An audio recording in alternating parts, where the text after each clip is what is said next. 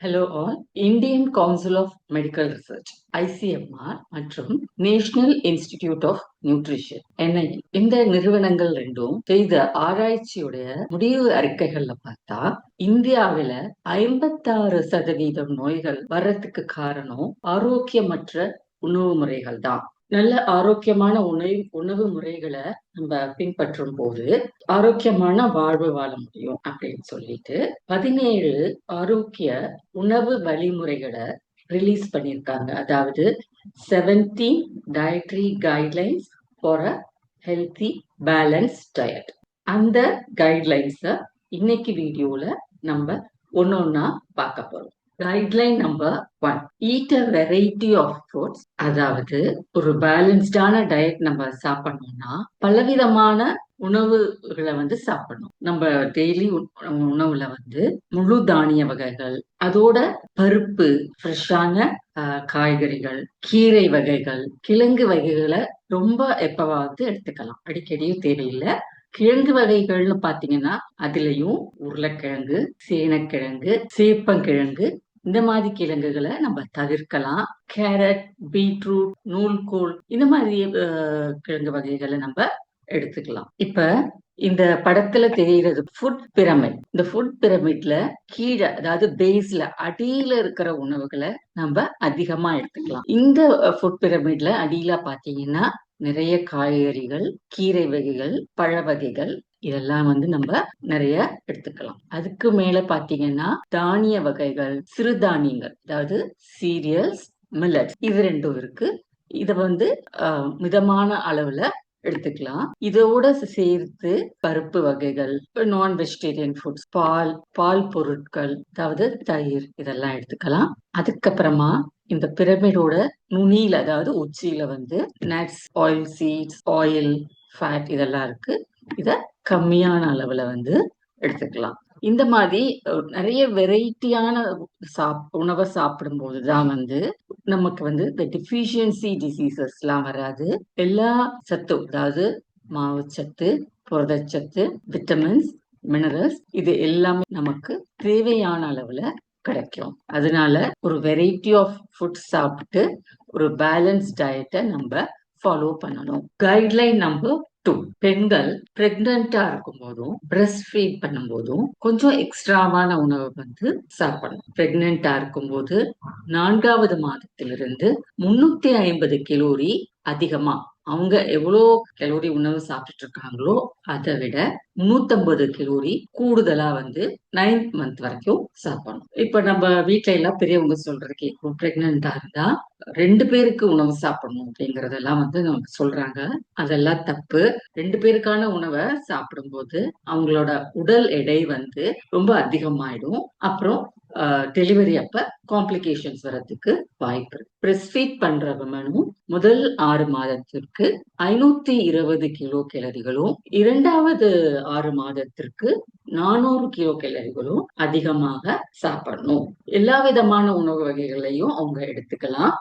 சில உணவு வகைகளை தவிர்க்கணும் அப்படிங்கறதெல்லாம் ஒரு மித். அப்படிலாம் எதுவும் கிடையாது. பிரெக்னன்ட் விமன் அவங்களுடைய 9வது மாதத்துல வெயிட் செக் பண்ணும்போது 9லிருந்து 11 கிலோ கூடுதலா இருக்கணும். அதாவது பிரெக்னன்சிக்கு முன்னாடி இருந்ததுக்கும் பிரெக்னன்சி முடியறப்ப 9th மந்த் பாத்தீங்கன்னா 9 to 11 கேஜிஸ் உங்களுடைய பாடி வெயிட் அதிகமா இருக்கணும். இதுதான் ஒரு ஆரோக்கியமான வெயிட் கெயின். கரெக்டான பர்த் வெயிட் இருக்கும்.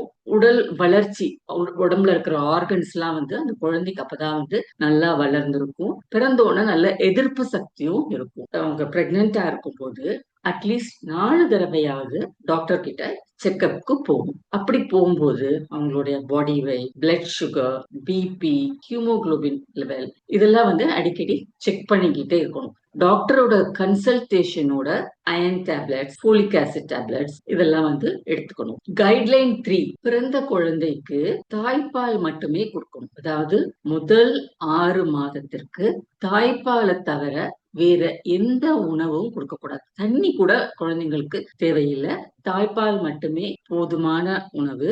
இந்த குழந்தைங்க பிறந்து 1 மணி நேரத்துக்குள்ள தாய்ப்பால் கொடுக்க ஆரம்பிச்சிடணும். அதே சமயத்துல 1 to 6 மாதத்துக்குள்ள குழந்தைங்க வளரும் போது உடல் எடை கூடிக்கிட்டு இருக்கா அப்படிங்கறதே செக் பண்ணிக்கணும். உடல் எடை கூடினாதான் சரியான அளவு உணவு எடுத்துக்கிறாங்கிறது நம்ம கண்டுபிடிக்க முடியும். 4வது கைட்லைன், 6 மாதத்திற்கு அப்புறம் வீட்டுல செஞ்ச அரை திடவ உணவு, செமி சாலிட் ஃபுட் குழந்தைங்களுக்கு கொடுக்கணும். இந்த உணவு வீட்டுல தயாரிக்கப்பட்ட உணவா இருக்கும் போது நல்லது. அதுதான் அவங்களுக்கு ஒரு சேஃபான ஃபுட். அதுல எந்த கண்டாமினேஷனும் இருக்காது. சுத்தமா நம்ம செய்வோம். அது இல்லாம ஈஸியா டைஜஸ்ட் ஆகும்.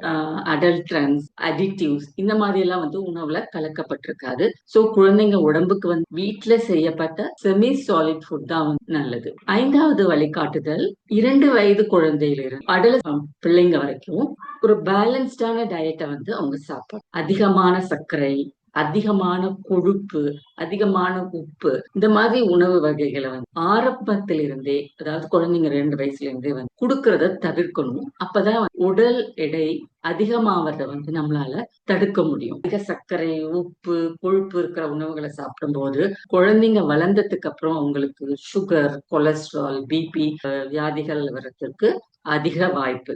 அது மட்டும் இல்லாம குழந்தைங்க சரியான அளவுல அவங்களுக்கு அயன் சத்து சாப்பிடுறாங்களா, கால்சியம் சாப்பிடுறாங்களா, இதெல்லாம் நம்ம கவனிச்சுக்கணும். நிறைய பால் பொருட்கள், கொட்டை வகைகள், பழ வகைகள், காய்கறிகள் இதெல்லாம் கொடுக்கும்போது அவங்களுக்கு புரத சத்து, இரும்பு சத்து, கால்சியம் சத்து இதெல்லாம் உடம்புக்கு தேவையான அளவுல அவங்களுக்கு நம்ம கொடுக்கணும். கைட்லைன் 6, நிறைய காய்கறிகளை நம்ம சாப்பிடணும். காய்கறிகள் நிறைய சாப்பிடுறது நம்ம உடம்புக்கு தேவையான நார் சத்துக்கள், அப்புறம் தேவையான விட்டமின்ஸ் அண்ட் மினரல்ஸ் நம்ம உணவுல எளிதா நமக்கு கிடைக்க வாய்ப்பு இருக்கு. இந்த காய்கறி வகைகள், பழ வகைகளை நம்ம சாப்பிடும் போது அதுல இருக்கிற ஃபைபர் அது ஒரு ப்ரீபயோட்டிக், அதாவது நம்ம வயிற்றுல இருக்கிற ஃப்ரெண்ட்லி பாக்டீரியாக்களுக்கு அந்த ஃபைபர் தான் உணவா இருக்கு. அந்த ஃபைபர் உணவுகளை நம்ம சாப்பிடும் போது இந்த ஃப்ரெண்ட்லி பாக்டீரியாவெல்லாம் நல்லா வளர்ந்து நம்ம குடல் ஆரோக்கியத்தை பாதுகாக்குது. நிறைய விதவிதமான காய்கறிகள், பழங்களை சாப்பிடணும். முக்கியமா பழங்களை ஜூஸ் போடாம நல்லா வாஷ் பண்ணிட்டு தோல் சீவிட்டு அப்படியே சாப்பிடுறது ரொம்ப நல்லது. கைட்லைன் 7, நம்ம உணவுல ஆயில் சரியான அளவுல பயன்படுத்தணும். ரொம்ப அதிகமான அளவுல பயன்படுத்த கூடாது. நம்ம உடம்புக்கு எசென்ஷியல் ஃபேட்டி ஆசிட்ஸ் ரொம்ப அவசியம்.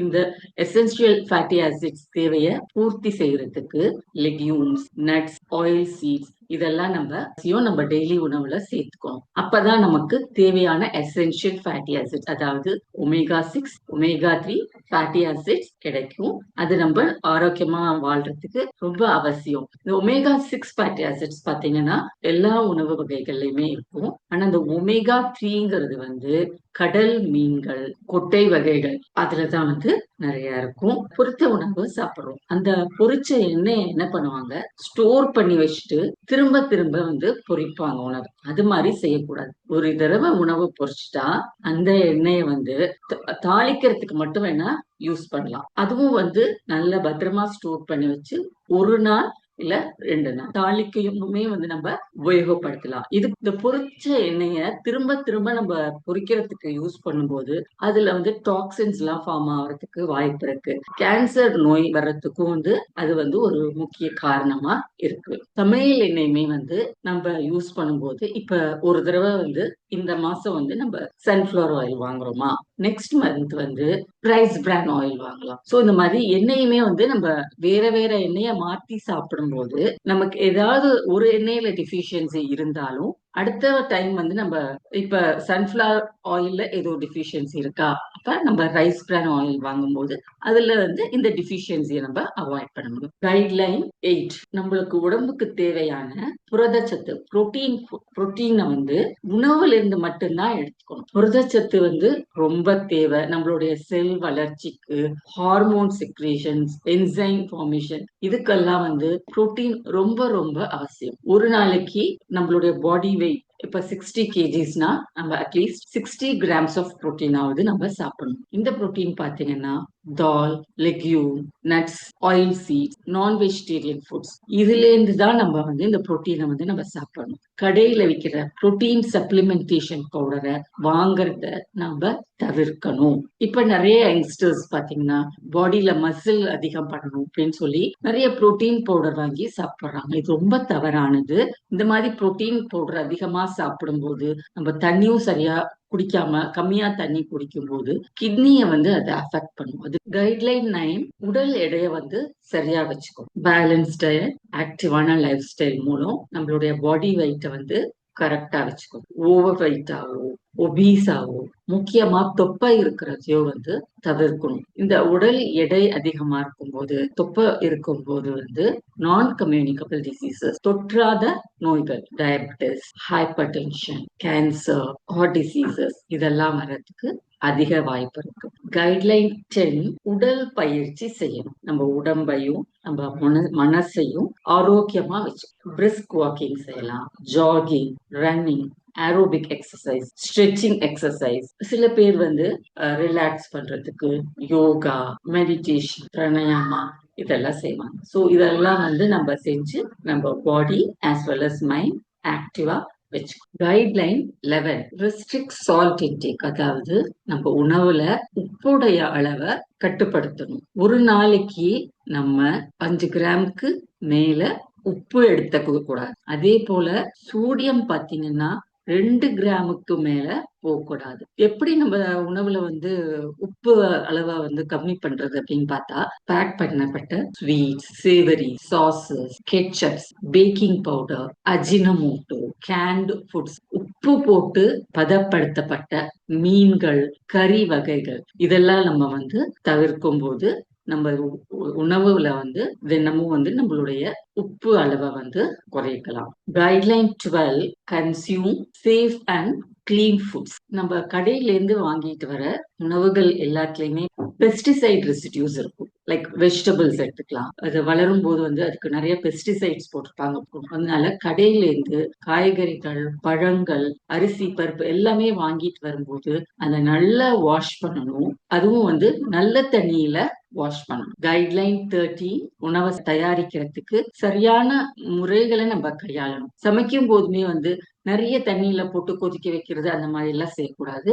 காய்கறிகள்ல இருக்கிற சத்தெல்லாம் வந்து தண்ணியில போயிடும். கொஞ்சமா தண்ணி உபயோகிச்சு நம்ம உணவை சமைக்கணும். முக்கியமா பாத்தீங்கன்னா நம்ம பாத்திரங்கள் உபயோகப்படுத்துறோம் இல்லையா, அதுல எவர் சில்வர் பாத்திர வகைகள், பித்தளை நமக்கு சேஃப். இந்த டெஃப்லான் பாத்திர வகைகளை நம்ம உபயோகப்படுத்தும் போது அது ரொம்ப ஹை ஹீட்ல வச்சு நம்ம யூஸ் பண்ண கூடாது. அத வந்து எப்படி வாஷ் பண்ணுங்கிற குறிப்புல கொடுத்திருப்பாங்க. அதுல இருக்கிற இன்ஸ்ட்ரக்ஷன் படிதான் நம்ம வாஷ் பண்ணணும். அந்த அவுட்டர் கோட்டிங் போயிடுச்சா அந்த பாத்திரத்துல, அதுக்கப்புறம் அதை யூஸ் பண்ணவே கூடாது. அதுல இந்த மாதிரி கோட்டிங் போன பாத்திரத்துல சமைக்கிறது வந்து நம்ம உடம்புக்கு ரொம்ப கெடுதல். கைட்லைன் 14 தினமும் போதுமான அளவு தண்ணீர் குடிக்கணும். இந்த தண்ணீர் வந்து காய்ச்சி ஆற வச்சு வடிகட்டின தண்ணீரா இருக்கிறது ரொம்ப நல்லது. ஒரு நாளைக்கு 8 கிளாஸ், அதாவது 2 லிட்டர் தண்ணீர் குடிக்கிறது ரொம்ப அவசியம். இந்த 2 லிட்டர்ல வந்து நம்ம டெய்லி எடுத்துக்கிற காஃபி, டீ, ஜூசஸ், சூப் இதையும் சேர்த்து ஒரு நாளைக்கு 2 லிட்டர் தண்ணியாவது நம்ம குடிக்கணும். தண்ணீர் சரியா குடிக்கும் போது நம்ம உடம்புல வந்து டீஹைட்ரேஷன் வராம இருக்கும். இந்த டீஹைட்ரேஷன் வரும்போது தலைவலி, உடல் சோர்வு இதெல்லாம் வர்றதுக்கு அதிக வாய்ப்பு இருக்கு. கைட்லைன் 15 எல்லா வயதினரும் வந்து அதிகமா ப்ராசஸ் பண்ண உணவுகளை அவசியம் தவிர்க்கணும். இந்த உணவுகள்ல அதிகமான கெமிக்கல்ஸ் இருக்கும், அடிட்டிவ்ஸ், ப்ரிசர்வேட்டிவ்ஸ் இதெல்லாம் இருக்கும். இதெல்லாம் உடல் நலத்துக்கு கேடு விளைவிக்கும். அல்ட்ரா ப்ராசஸ்ட் ஃபுட்ஸ் தவிர்க்கணும். கைட்லைன் 16 நம்ம முதியவர்களுக்கு உணவு கொடுக்கும் போது அதுவும் ஒரு பேலன்ஸ் டயட் தான் நம்ம கொடுக்கணும். முதியவர்கள்ங்கிறவங்க 60 வயதுக்கு மேல்பட்டவங்க. வயசாயிடுச்சு, செரிமானம் ஆகாது, அதனால அரிசி உணவு மட்டும் போதும், கஞ்சி மட்டும் போதும் அப்படின்லாம் கிடையாது. அவங்க உணவுலையும் டெய்லி முழு தானிய வகைகள், பருப்பு, கீரை, காய்கறி, பால், தயிர், பழம் இது எல்லாமே இருக்கும். அவங்க உணவு சமைக்கும் போது ஈஸியா டைஜஸ்ட் ஆகுற சாஃப்டான ஃபுட்ஸ், அதிக எண்ணெய் இருக்கக்கூடாது, உப்பு இருக்கக்கூடாது, மிதமான மசாலா வகைகள் தான் இருக்கும். அடுத்தது அவங்க உடற்பயிற்சி டாக்டர் அட்வைஸ் படி சின்ன சின்ன உடற்பயிற்சிகளை செய்யலாம். யோகா, மெடிடேஷன் இதெல்லாம் செய்யலாம். அடுத்தது கைட்லைன் 17, கடையில பேக்ட் ஃபுட்ஸ் வாங்கும் போது அந்த லேபிள படிச்சு வாங்கணும். பேக்கெட்ல அந்த ஃபுட்டோடைய மேனுஃபேக்சரிங் டேட் இருக்கும், எக்ஸ்பைரி டேட் இருக்கும். இதெல்லாம் எப்பன்னு நம்ம பார்க்கணும். அது எங்க தயாரிக்கப்பட்டது, அது என்ன பிராண்ட் உணவு அப்படிங்கறதையும் ISI முத்திரை, அக்மார்க் முத்திரை, FSSA அப்ரூவ் மேனுஃபேக்சரரா அப்படிங்கறத பார்க்கணும். இன்கிரீடியன்ட் லிஸ்ட தரவா செக் பண்ணணும். எவ்வளவு உப்பு இருக்கு, எவ்வளவு ஃபைபர் இருக்கு, எந்த மாதிரியான சுகர் இதுல ஆட் பண்ணிருக்கிறாங்க, இதெல்லாமும் நம்ம செக் பண்ணணும். நமக்கு அலர்ஜி தரக்கூடிய மாதிரி ஏதாவது இந்த பொருள் இந்த இன்கிரீடியன்ட் லிஸ்ட்ல இருக்கா அப்படிங்கறதையும் நம்ம செக் பண்ணணும். இதெல்லாம் பார்த்து தான் நம்ம வாங்கணும். சில ஃபுட்ஸ்ல ஃபுட் கிளைம்ஸ், முக்கியமா ஃப்ரூட் ஜூசஸ்ல எல்லாம் பாத்தீங்கன்னா நோ சுகர் ஆடட் அப்படின்னு இருக்கும். நோ சுகர் அப்படிங்கிறதுக்கு அர்த்தம் என்னன்னா அதுல எக்ஸ்ட்ராவா அவங்க சுகர் ஆட் பண்ணல. நேச்சுரலா இந்த உணவுல